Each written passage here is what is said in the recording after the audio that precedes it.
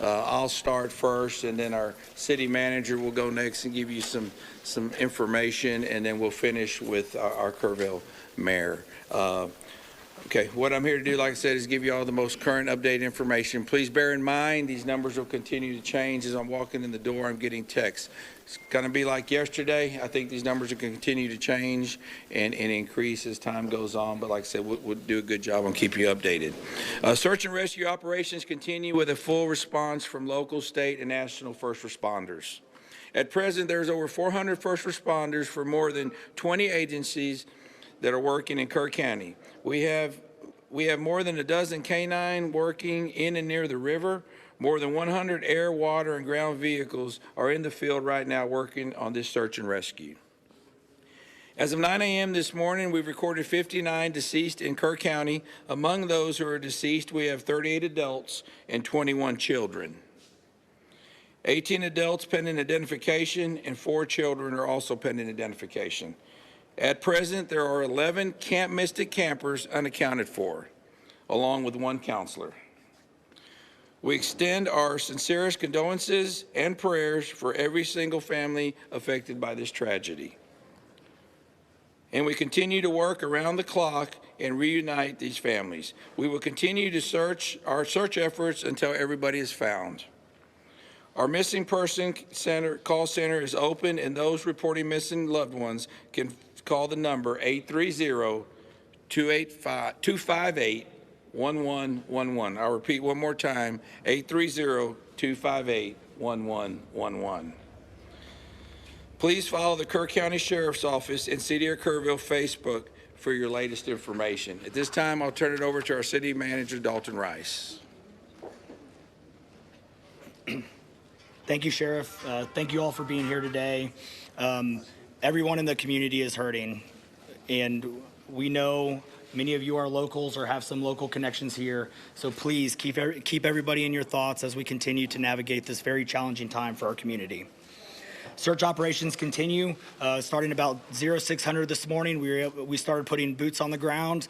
We have increased our number of personnel that are navigating the really challenging shores along the bank line, but we are continuing to make progress from west to east as we continue operations.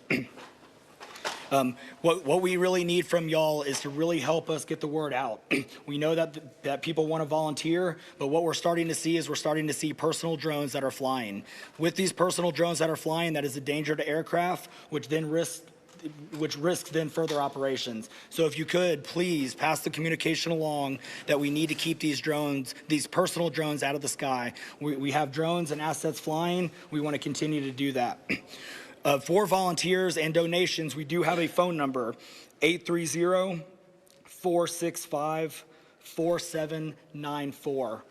We can give you that number after, but if you want to volunteer, if you have donations, please contact that number and they will help get everything out.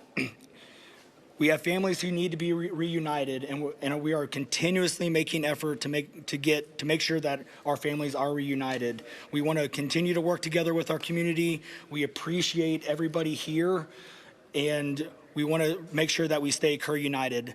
I'm going to let the mayor wants to say a few words, and then I will take a couple questions after the mayor. Again, thank you for being here. You know, I'm old enough to remember Fred Rogers, and he one time said, during a crisis, look for the helpers. You will always find people who are helping. In Kerrville, those helpers are the city staff, county personnel, state agencies, and federal agencies.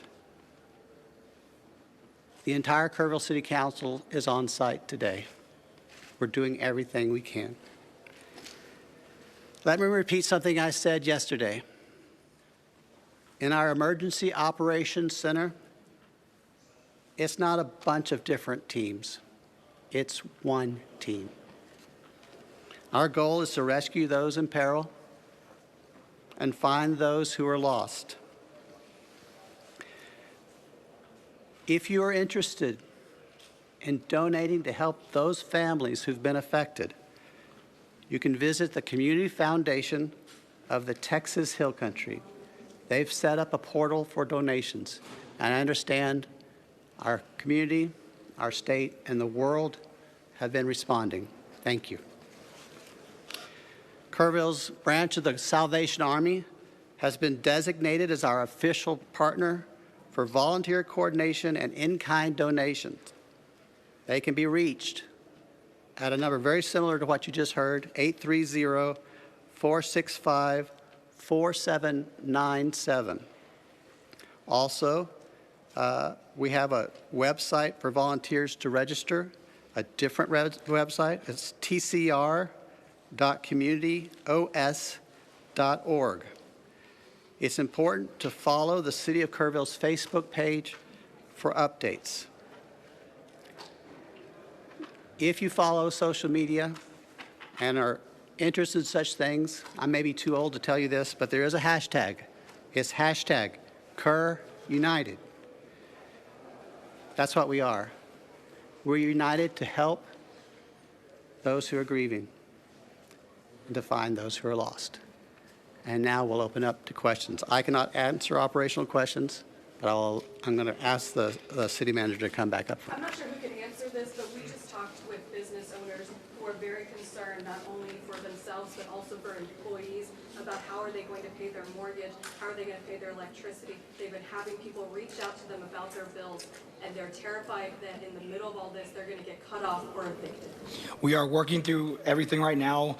Currently our biggest focus is to making sure that we get families reunited with their loved ones. And so we are not going to stop until we are able to get those families reunited. Mr. Rice, question for both you and the sheriff. There appears to be a massive operation now in Center Point. Is that where we're seeing bodies recovered at this moment? We are seeing bodies recovered all over, up and down. So as we make our way east to west, we have the entire pretty much span of operations. We broke it down into grids so we can recover those bodies. So yes, it is a full operation. None as of this morning, Louis. Yeah. One more question.